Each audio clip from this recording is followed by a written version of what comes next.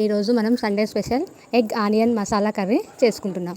ముందుగా ప్యాన్ పెట్టి అందులో మినప్పప్పు, శనగపప్పు, కొన్ని జీడిపప్పు వేసి కొంచెం ధనియాలు వేసి లైట్ బ్రౌన్ కలర్ వచ్చేదాకా వేయించుకోవాలి. అవి తీసి పక్కకు పెట్టి అదే క్యాన్లో కొంచెం ఆయిల్ వేసి ఉల్లిగడ్డ, కొంచెం పసుపు, కొన్ని జీలకర్ర, కొంచెం కరివేపాకు, ఒక పచ్చిమిర్చి వేసి లైట్ బ్రౌన్ కలర్ వచ్చేదాకా వేసి అందులో ఒక నిమ్మకాయ సైజ్ అంత చింతపండు వేసి లైట్ బ్రౌన్ కలర్ వచ్చేదాకా వేసి పక్కకు పెట్టుకోవాలి.